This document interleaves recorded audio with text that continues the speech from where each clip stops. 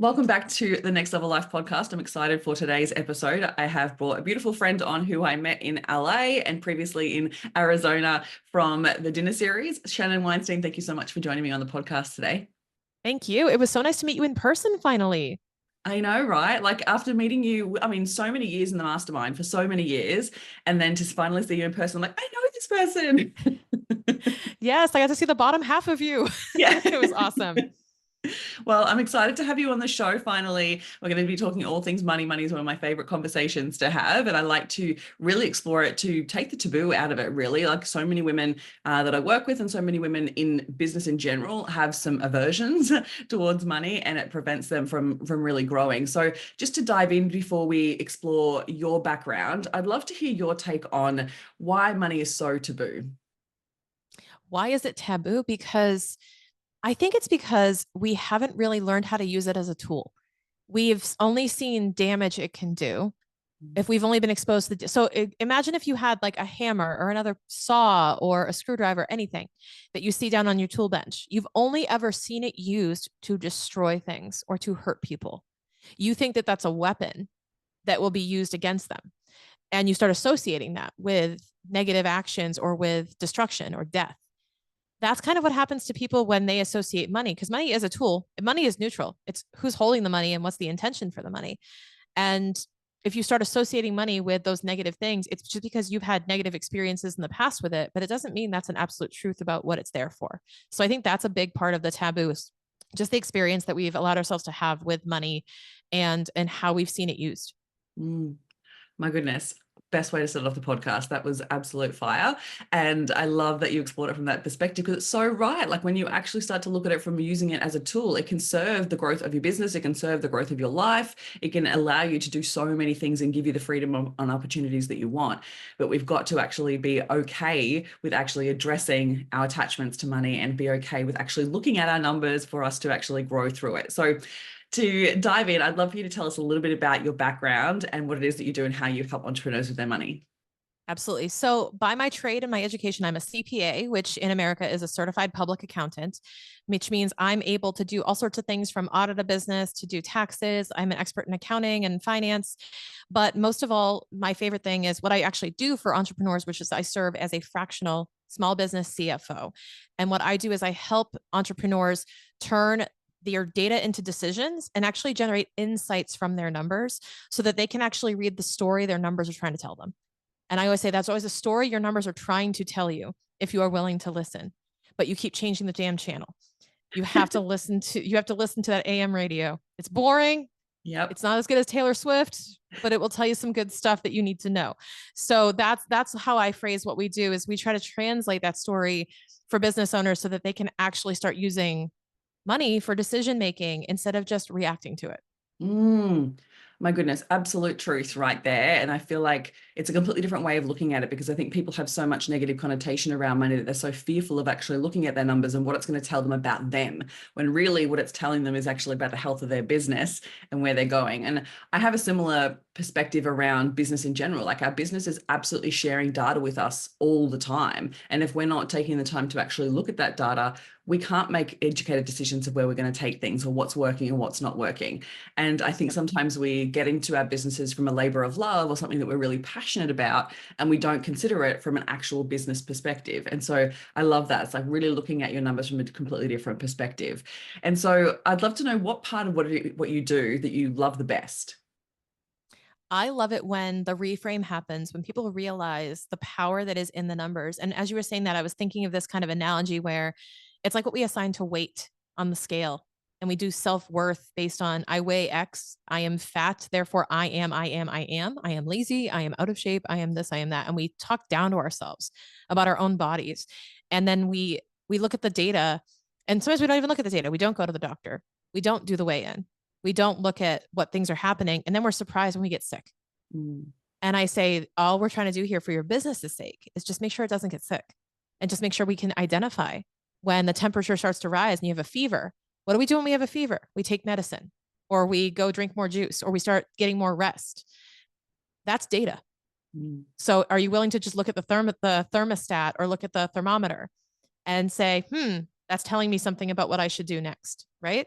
Mm. That's all I'm saying is what you should do with your business. So I think that's really the key point is you don't have to become an accountant or become an expert, but you should just know like, this means I'm going to get a fever.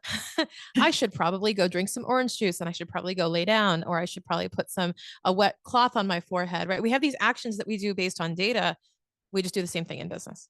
Yeah, absolutely. And I feel like there's this element around like people feel so uncomfortable asking for help. And I was talking to a client about this yesterday, and like with all the people that we are connected with and the people that we've met in all the circles that we've been a part of over the years, I'm sure you would see this as well.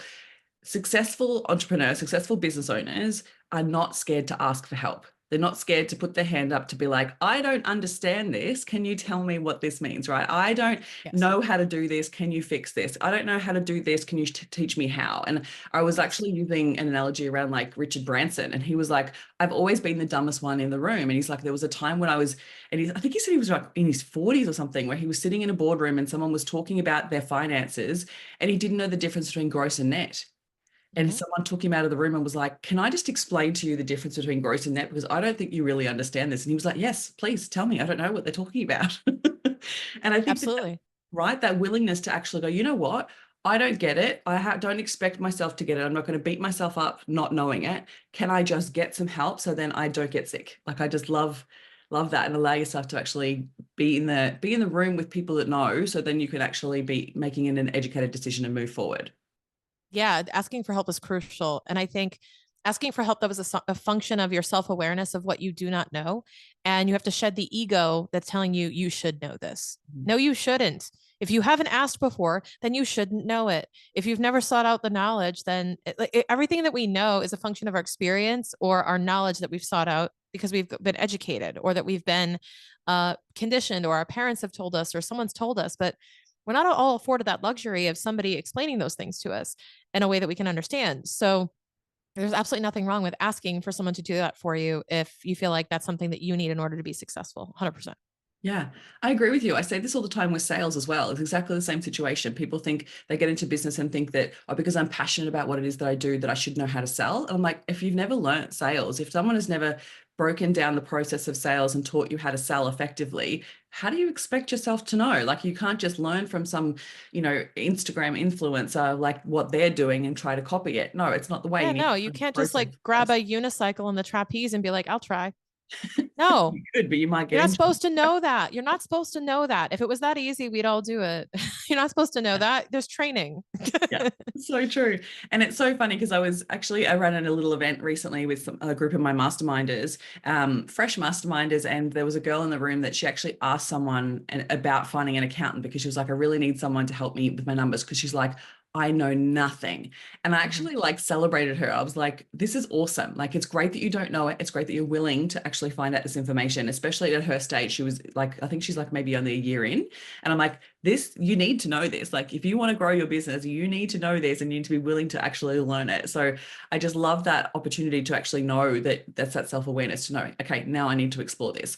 And I remember someone saying to her in the room, like, make sure you separate straight away. Like, if you're not already doing this, separate your personal from your business expenses. And she was like, oh, really? Like, she was like, open multiple bank accounts. I'm like, yes, open multiple bank accounts. She's like, I didn't know this. I'm like, exactly. You can't do what you don't know. So I'd love to even just start there from your Mhm. perspective. Why do you believe it's really important to start off with like literally stop commingling your business and your personal expenses? Well, there's the accountant answer that I'll tell you. And then there's the like Shannon mindset answer, which is more Okay. powerful to me. So I'm gonna tell you every accountant will tell you this. It's really important to not commingle because if you now we have an authority called the Internal Revenue Service here in America where they will audit you, and that's a huge pain in the you know what. Um, so what ends up happening is they ask to pull bank statements for the bank account where your business transactions were. Guess what? That's like someone coming and raiding your house looking for something. And imagine if you got to lock up a door, right? Over there in your bedroom, and then you could like shove all the other like messy stuff in there and be like, they're not going to go through all of that. Oh, like we'll get them in and out as fast as possible. They're only going to look in the living room. But what this does is this opens up every room of the house, because if you're putting business transactions in other bank accounts, they have the ability to go into those and just ask and basically question everything. Mm. So that sushi lunch that you split where people paid you back, they're going to try to call that income. Every deposit in your bank account, they're going to try to call income. And they're probably going to try to double tax you on it, because if you don't respect the boundaries of your own business, they won't. And Mm. that's the key thing, is you're establishing the tone that you want to set. Same thing with legalities. Again, in the United States, we have these things called LLCs, limited liability companies. And I'm sure there's an equivalent in Australia, but there's these entities you set up to legally protect and create a force field around your finances, your assets. And if you open one door and go the other and take things and transact back and forth, you're not respecting the boundary, and neither will the law. So if you get sued, if you have a lawsuit brought on you and you say, well, I'm protected because my business and my personal assets are completely separated, they go, oh, really? Let's look at your bank account. Are you actually separating them? Are you respecting that boundary, or are you just like leaving the fence wide open? You clearly don't really care about your boundary, do you? So that's one thing. That's one aspect of it from an accounting standpoint, that we just want you to stay out of trouble. Also, it makes our job a lot easier. Like, Yeah. it makes our job a lot easier when there's one source of data. So And the business yeah. owner's life a bit easier. Like 100%, I have to go to 100%. It accounts. will reduce your accounting fees significantly if we don't have to comb through multiple bank accounts. 100%. But then there's also the mindset aspect of it, where I think when you commingle things, you tend to treat the business as a personal bank account. You don't really understand how the business is performing, because as long as you still have money in the bank account, you kind of perceive that I'm doing fine. And it doesn't allow you to really measure the business's health by itself. And especially if you run multiple income channels, multiple revenue streams, multiple businesses, and you're commingling stuff in different bank accounts, one business could be just an anchor weighing you down and you wouldn't even know, Mm. because you see overall I'm making money, but you may have one business that's making you 10K a month and one that's losing you 8K a month. And you're like, I'm making 2K a month. And I'm like, or you could be making 10 if you just got rid of that one thing weighing you down. Yeah. You're not really aware of what you could be doing. And there's a bit of a mindset there that it's almost like non-commitment. Like, I don't want to create the business because what if it fails? I don't Mm. want to separate the finances because, oh, well, like, I don't want to go through all that trouble. What if I don't succeed with it? And I go, well, what if you do? And you wish you had done this a lot sooner. Mm. I would rather operate under that model of like, what if this is insanely successful and I need to have this in place in order to operate the business of my dreams? Mm. Let's go with that. So that's how I think about it. And it's so important too, as well. Like if you're wanting to reinvest back in the business, or if you're wanting to hire staff, or all the other things that we need to do to grow the business, if you're taking a whole bunch of personal money out of it and you're not actually respecting what's really required, and not even considering what your own wage needs to be. Like maybe it's not even that. Like I see this happen with a lot of women where they're not paying themselves a wage, they're just taking whatever's left in the bank account, right?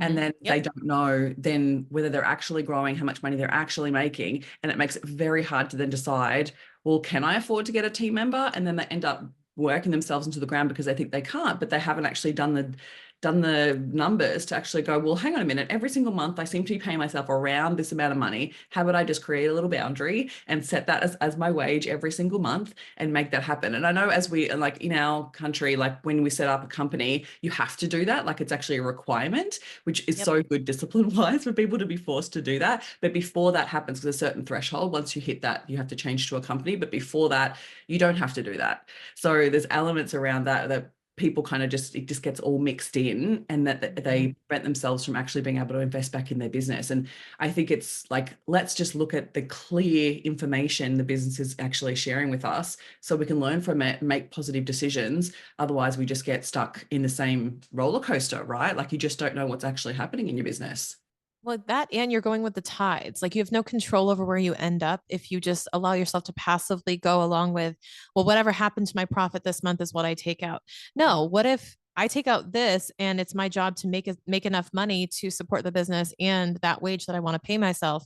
I think that when you operate reactively, you're not going to like where you end up because you're not really hanging onto the wheel. You're just kind of like letting it go and coast wherever it's going to go and like go with the wind, go with the tide. And like I said, you're not going to like where you go. Yeah, 100%. I had someone, a client, a past client of mine reach out to me yesterday, and she's like, I want to join the next round of your mastermind, and I'm planning out my finances for the next financial year because it's random here in Australia. Like we actually have a financial year end the 30th of June, and then we Yep. start a new one. So Yep. that's what the cycle that we work on. And so she's like, I'm planning out my next financial year. I want to know how much the mastermind is so that I can put it into my expenses. And I was like, amazing. I love that growth focused activity. Like it's so good that you're Yes. planning out your goals and where you want to make those investments. So I'd love to explore like your approach when it comes to someone coming to you to really support the growth of their business. What are Mhm. some of the things that you look at first before you even start talking about growth? So I talk about, do you know where you are right now? Because a lot of times people say they want growth and from what to what, and they don't even know. They just know they want to grow, they want to scale because that's what they're supposed to want. So it's really like a health journey where they go, I want to lose weight, I want to get toned, right? My favorite is like, I want to get toned. I'm like, what does that mean? Right? Do I want to build strength? Do I want like definition? Like what do you really want? And when it comes to, and by the way, I worked in fitness for 10 years, which is why I use all those analogies. But I I look at it as, well, do you know where you are right now? And a lot of people don't even realize where they are right now and that they already accomplished their goal. Isn't that crazy? Oh That my they're like, God. I just want to quit my job. And I'm like, you can 3 weeks ago, go do that. Go put your notice in. You're fine. I had that happen before where they just didn't know how to measure progress to those goals. Yeah. And that's the first thing is like, let's get the scorecard on the table and figure out how we're measuring this and almost gamify it to make it more approachable. So it's like you have to kind of keep score and see where you're going. But also, I say the power of a good cash flow forecast. I basically, any client signs on with me, we sit down as soon as we can and we map out the next 6 weeks of cash coming in and cash going out, which is cash flow, which is not the same as profit. I can explain that if you'd like, but cash going in, cash going out. And we figure out what will be your bank account balance in 6 weeks.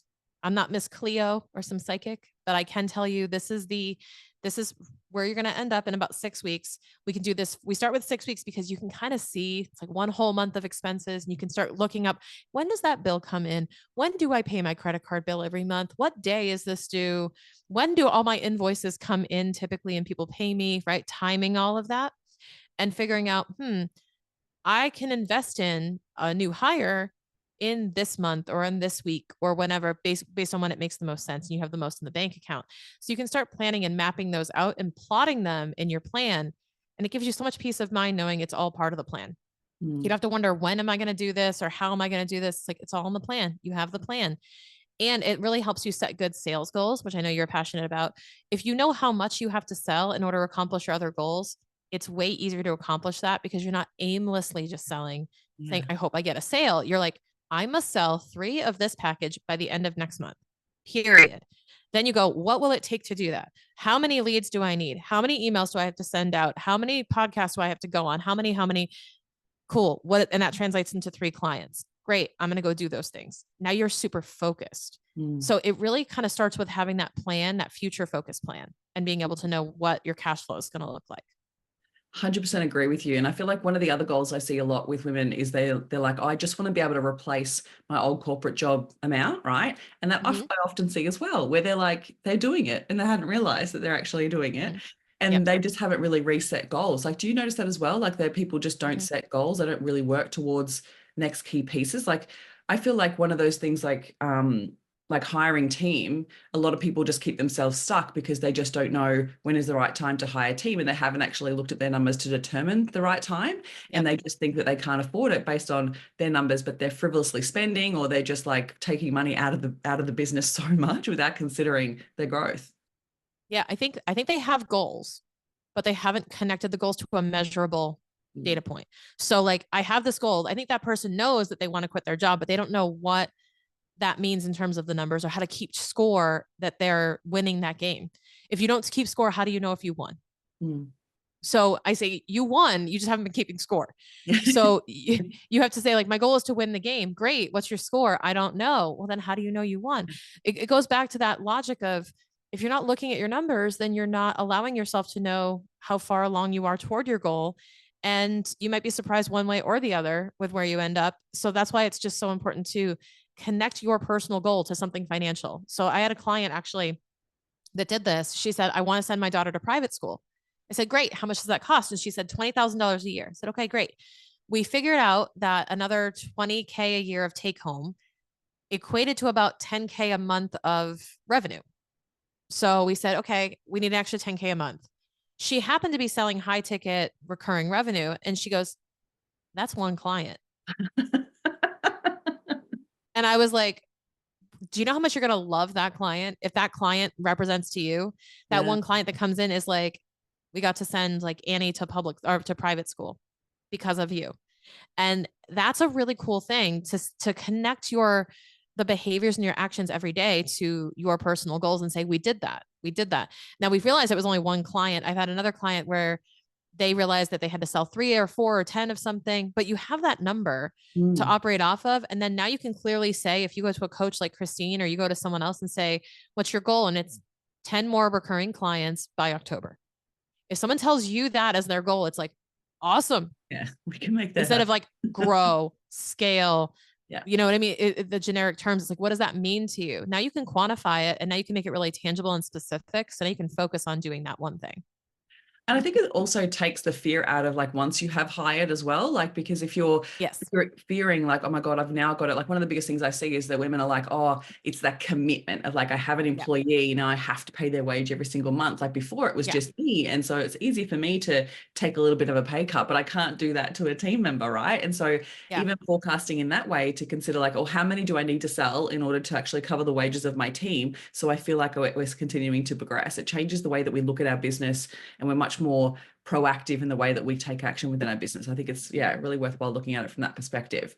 Very much so. So what are your thoughts on, or what do you notice with regards to cash flow? Like what challenges or mistakes that people make that you notice get them in trouble? So I will circle back to this because I promised I would explain it. The difference between cash flow and profit, and people conflating the two. So let me just explain that profit, again, for my Richard Bransons out there. You don't have to know this. Okay. Like you don't have to have known this until now, but you must know this by the end of this episode. Gross revenue is all the money that you bring in, all your deposits, all the things that make your bank account bigger. Okay. Revenue is what you sell. Then you subtract your expenses and you end up with your net profit, which is what you have left over after expenses, or, also a fancy term, EBITDA. If you've heard that, EBITDA generally represents profit. Never heard We have that. we have fun terms in the States we like to acronym everything. So you have your profit, and profit is simply revenue minus expenses equals profit broadly. Well, I like to say that there's the 2 dimensions of that, right? So you have the 2 dimensions, like a square of revenue and profit are factors into that. Cash flow is like a cube. It's revenue and expenses and timing. So it's understanding the inflows and outflows. And it's not even just revenue and expenses. It's also paying back loans, getting loans, having the owner capitalize the business by putting their own money in to help support the business. It's also them taking money out as distributions or paying personal expenses with it. It's also, paying off your credit card and all of these other things that you're doing. So it's whatever makes the bank account go up and down. And it could be related to anything from operating your business with revenue expenses through what the owner does with the money themselves that are not business expenses, if that makes sense. So I say that it's, basically revenue and expenses over time. And the real reason cash flow is so important, more than just profit, is when you map out the timing of these transactions, you may realize somebody can I swear on your show, by the way? Go for it. Okay, cool. Yeah, it's Aussie. Come Right. on. I'm from Boston, so I'm like, I have a special place in my heart for you guys because I'm just like, yeah, they talk like us. So we have, so basically you can have really solid profit, but shit cash flow. I would say you can always have shit cash flow. And how do you have profit and shit cash flow? When you have to pay your vendors before you get your invoices, when you have to prepay your expenses before the deposits come in, and then somebody doesn't pay you. Yes. And you're like, oh no, I paid all my expenses first and my income second.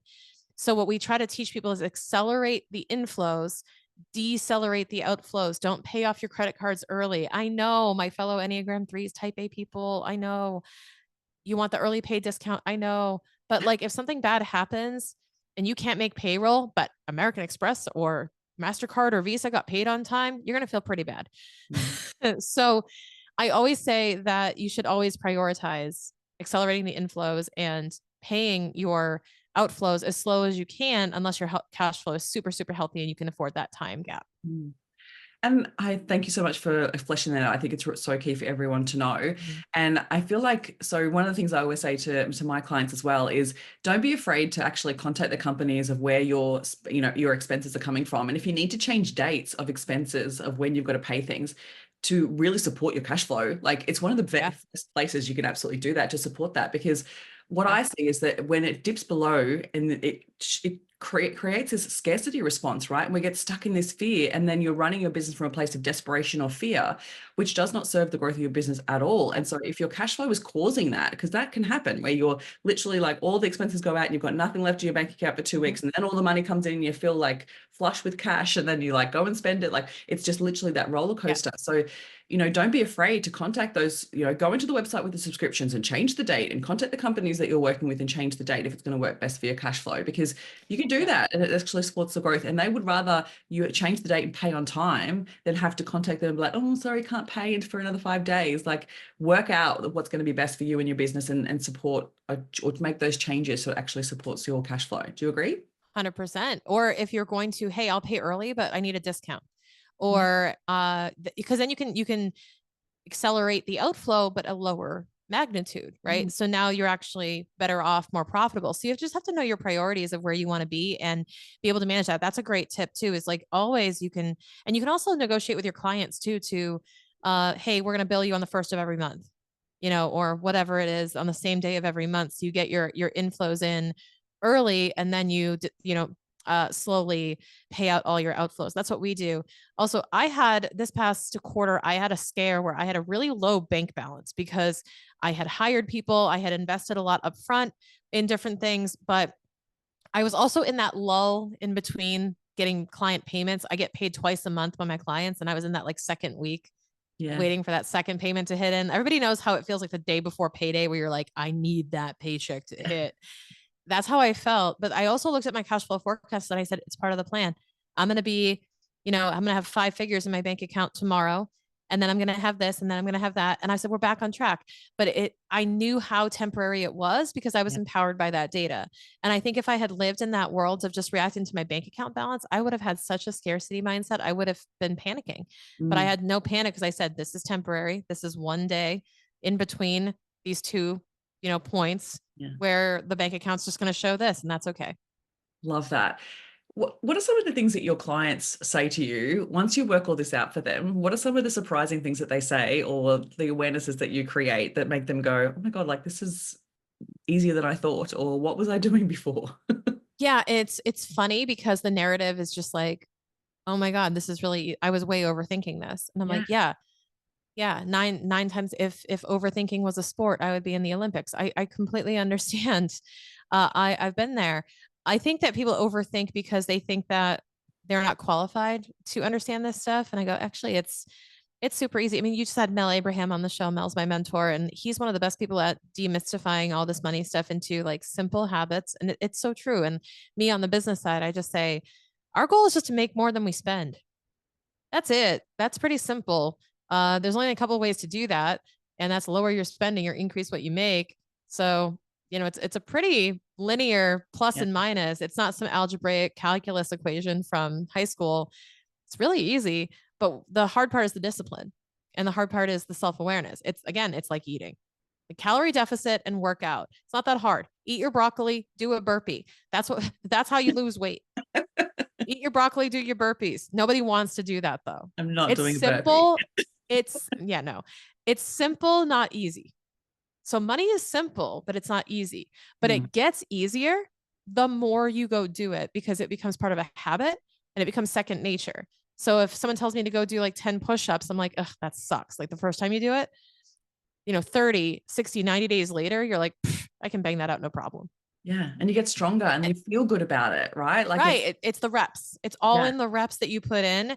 And you have to have a day one. Don't be afraid to take the before picture, as I put it. Don't be afraid to take the before picture and go, this is day one, and we're going to move forward. And I don't expect you to know how to do crazy burpee stuff on day one and compete in a Spartan race. I just expect you to be committed to being one day further in that journey every single day. Mhm. And just be open to the learning of it. Like I think some people Mm-hmm. they take it so personally, or they look at it and make it mean something bad about them. But again, like if you've not learned it, sometimes you have to remind yourself, if I don't know this, how was I supposed to do anything different? Right? Like you've Yep. got to actually allow yourself to educate yourself in order to explore this. And I think Yep. the money world, they use so many terms and jargon that just make it so complicated. And you're right, like yourself and Mal, they make it so simple. You make it so simple that allows us to go, well, actually, you're right. It's just plus or minus. Like, what are we doing? Just pay attention. I like you learned the stuff. You had everything you needed in fourth grade to understand this Yeah. stuff. It's just they gate kept this information from you. Like you had to sign up for the classes. The only difference between you and me is I signed up for the classes. Mm, Like that's it. I wasn't born with this. I mean, my dad taught me when I was very young a lot of stuff about money the way a kid learns it, which is why I explain it like a kid, because that's how I learned it. But fundamentally, it's all the same stuff. It's just that like some of us enrolled in those college classes and some of us didn't, and that's the only difference between me and anybody else that's an entrepreneur. I think they get intimidated by the number conversation, but you know what? Anybody who is in that room that you talked about was like, I don't know what they're talking about. The only reason they know what they're talking about is they had the nerve to ask. mm, They also had to ask at some point. And that was the gateway to get them getting there. So just understand that you're not behind. You just haven't asked the question yet. mm. 100%.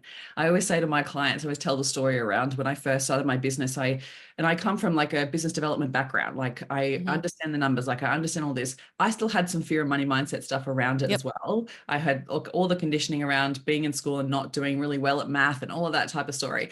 And I remember like saying and I say this to my groups as I take them through when we start exploring money every single time, like I remember sitting with my accountant that first time and feeling so scared and so fearful because I did not know the tax system. I did not know all the ins and outs because I'd never run a business before. And so I remember sitting with her and being like, I want you to tell me absolutely everything like I am a complete layman, like I know nothing. Like I want you to treat me like I know absolutely nothing and explain every single part of what you're doing so I know exactly how to take care of my money. And she was like, oh, really? Okay. Like she was so Yeah. excited to That actually, makes us happy. right? We're Like it's so happy. We're so happy. It's like asking the chef, explain to me how you made this, or a painter, show me how you did this. And they're so proud of it because you want to know how I did my work of art here? yeah. That's amazing. You don't just want to buy my art. You want to hear the story of how I did this. Like we're all always happy for that. Yeah, and you want to help. Like it's not like Yeah. we're sitting there trying to keep gatekeep, right? Like, Yeah. and so I think like going into that relationship with my accountant, I was like so open to learning that it also allowed her to actually continue to share. So she didn't ever feel like she was saying stuff that she's like, oh, you should already know this. Like it just gave her permission to be like, I'm just going to tell you how it is and give you all the Mhm. information, and you can make a decision from that. So I think having a Yep. relationship with your accountant like that is really key, and just not being afraid to ask for help at all. So Agree. let's talk a little bit more about like growth. So when you start to have businesses come to you and like, yes, having clear goals and working towards what's really important to you. But when you think about like growing and scaling a business, what are some of the mistakes that you see businesses make that prevent them from growing when it comes to their money? I think it's well, first of all, I think people say they want to grow, but they don't really. And I think they don't understand what comes along with growing and scaling. And they don't know the difference between those two things, but they want to grow, but they don't want to complicate things. So yes, you can grow, but understand that with growth, and Alex Hormozy, who I follow diligently, has this kind of philosophy that I love, where he talks about a cleaning business, and he says they wanted to grow the cleaning business, and they said their constraint was that they couldn't get. The issue really was that they were getting a lot of clients coming in, they couldn't fulfill because there weren't enough cleaning staff to service all the houses that wanted to use their services, right? They have a supply problem, not a demand problem. So he says, you're actually not in the cleaning business, you're in the recruiting business, because you're going to spend in your entirety of your business recruiting talent, Mm, because you're going to have churn, you're going to have turnover, and you're going to have to re-recruit. So you have to become exceptionally good at recruiting employees and supporting them, because that's what your business is built on. You're never going to have no houses to clean in this neighborhood that they were in. Like the word of mouth is going to spread. You have no problem with marketing, no problem with that. Just you need to be able to fulfill. So your job is now expert recruiter. And they realize, I don't really want to be in a recruiting business. I just wanted to kind of make money. And to grow, though, you have to understand that you're actually not in the business that you think you are. It's like, are you in the sales business technically? Are you in the marketing business? Are you in the recruiting business like that guy? So where are you spending all of your time? And where should you be spending all of your time if you do want to grow? And are you committed to actually following through on that? Too many people are technicians who love, if you read the E-Myth by Michael Gerber, they talk about a baker, a woman who was a baker and she loved baking pies and cookies and cakes. So she decided to open a bakery. And the one thing she basically never did again was bake. Yeah, because totally.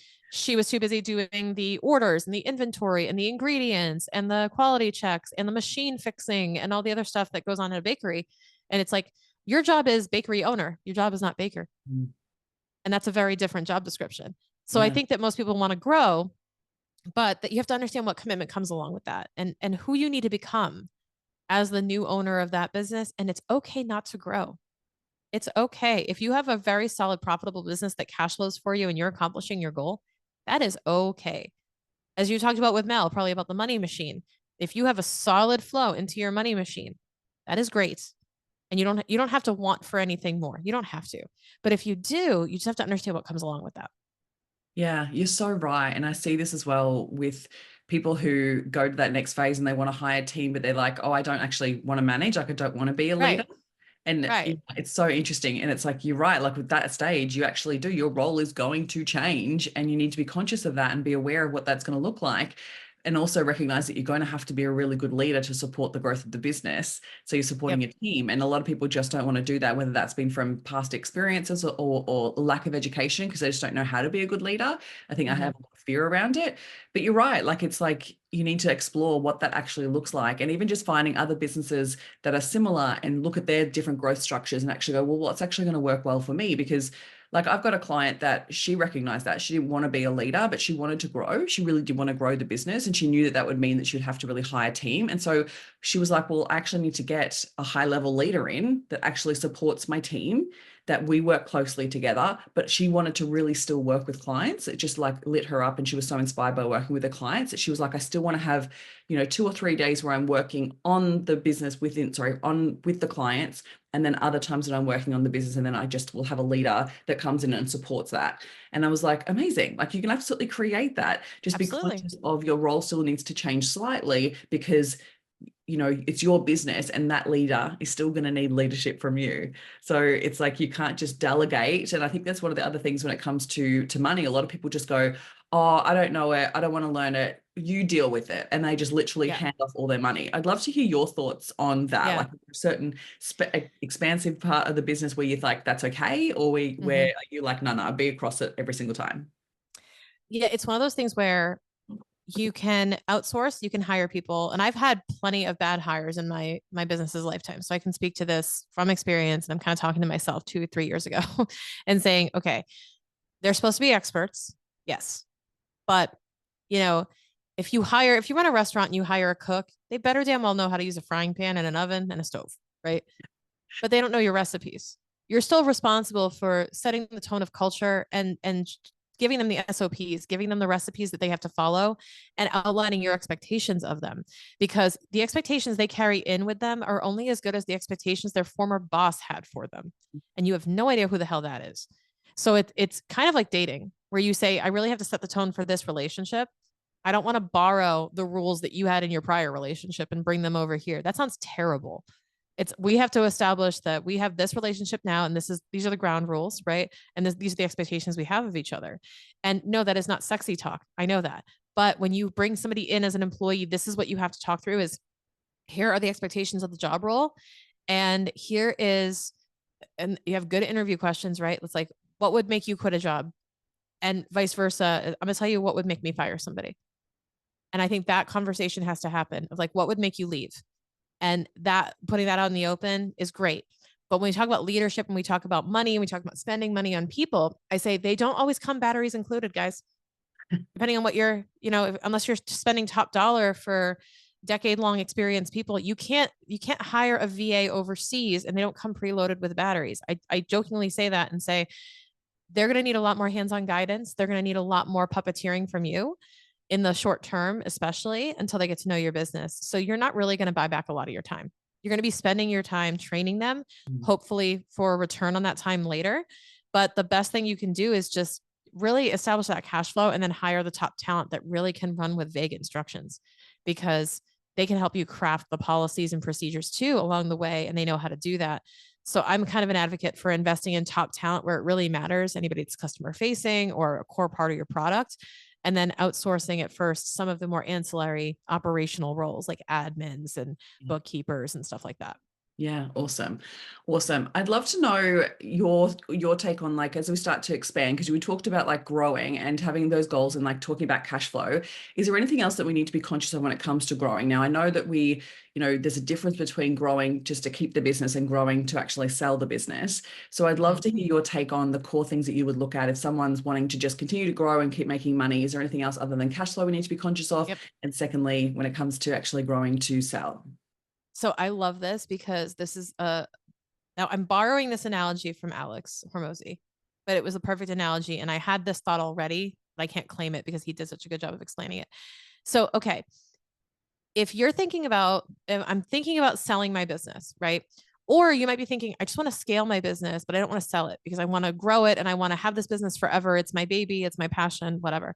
If you're in either of these two camps, which is probably most of your listeners, then here's what I would tell you. Picture yourself, you're in a house, right? You live in a house and you decided you're going to sell your house. Okay.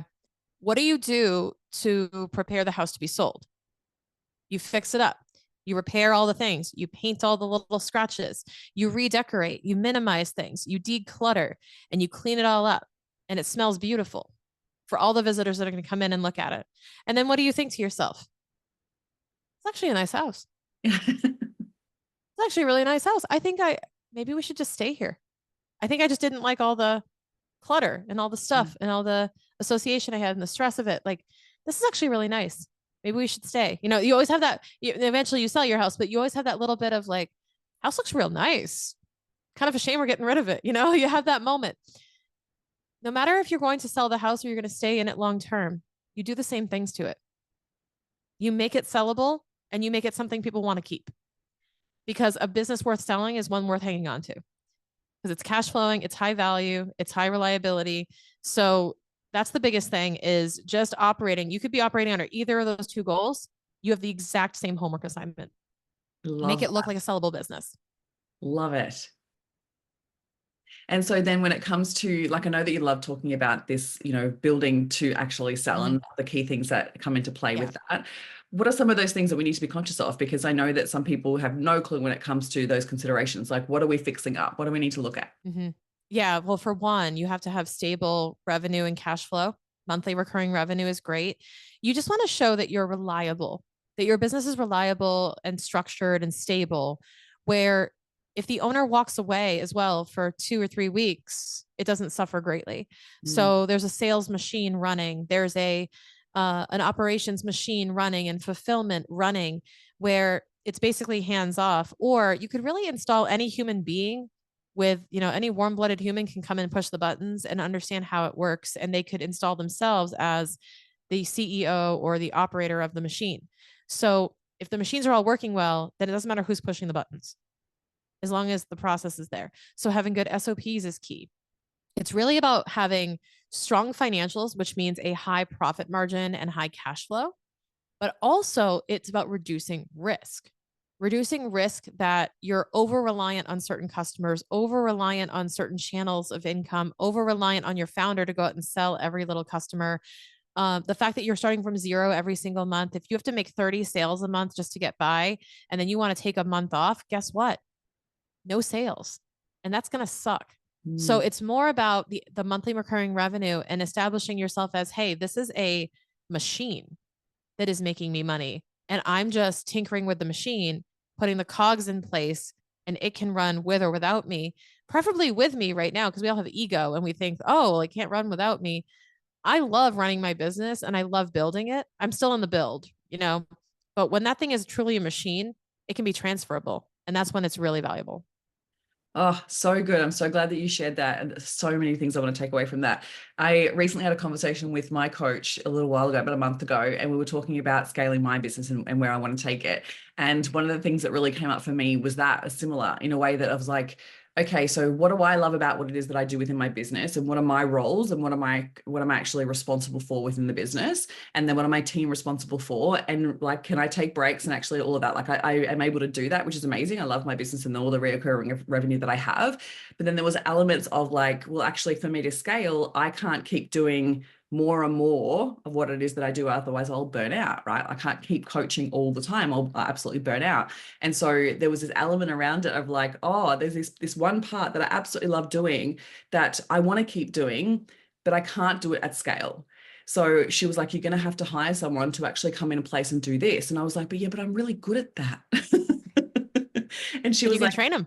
yeah, exactly. She's like, that's the thing. She's like, find someone that would be amazing and is invested, and then train them your way so that actually do it your way. But one of the things that she said to me that was similar to what you were just saying is like, stop looking at it like you're the one also having to deliver it all, and focus back on your customer and focus back on the business as a separate entity and go, well, what does it need in order to thrive? And I was like, Absolutely.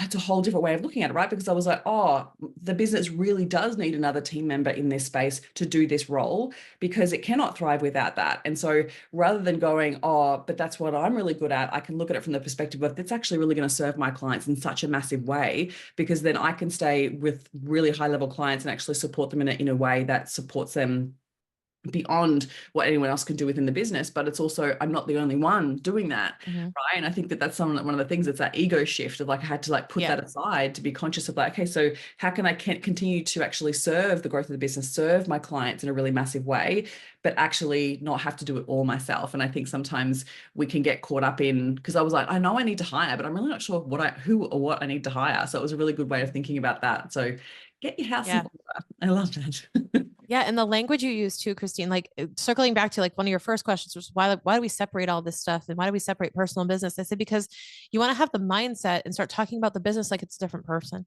Mm. Because you say, I need this. When you refer to the business as you're just really adding to that impression that this is all ego driven, that like the business is you. No, it's not. The business is the business. And the business right now needs this. And you can isolate I need from the versus what the business needs. And when you can really do that and you start using that language, I feel like that is super empowering. Mm, I totally agree with you. Love it. Oh my goodness, so many amazing things. Thank you so much for sharing all of this wisdom with us today. I'd love to know what's one thing that you just wish people knew about their money and their numbers in their business. It's not that scary. I would say that most of the time, if you have any fear around money, I want you to think of it as this noise under the bed, right? We always say it's the monster under the bed. It's only a monster because you haven't looked down and realized that's just a mouse. Yeah. But it will always be a Or a monster in your head until you look at it and you realize what it is. So the first step is just looking at it and disarming the whole story. Because once you look at it, you're going to go, I stressed myself out for years. And just for this is nuts. And then you're going to feel invalidated for how you felt. So, Yeah. I was stressed out and I was losing sleep over this little thing only because you wouldn't look at it. So I would say just start becoming self-aware and looking at your numbers. It's going to be super empowering for you. 100% agree with you. Thank you so much. Can you share with my listeners where they can learn from you, where they can find you? Yeah, if you like my style of teaching, talking, and talking about this stuff, you can find me at Keep What You Earn. That's my podcast. And everything Keep What You Earn, keepwhatyouearn.com to learn more about our services. Now we serve exclusively USA-based clients, but anyone can learn from my podcast. It's pretty much, conceptual and principles based, and you can take a lot away from it. Amazing. Thank you so much for sharing all your wisdom with us today, Shannon. It's been an absolute joy. Thank you.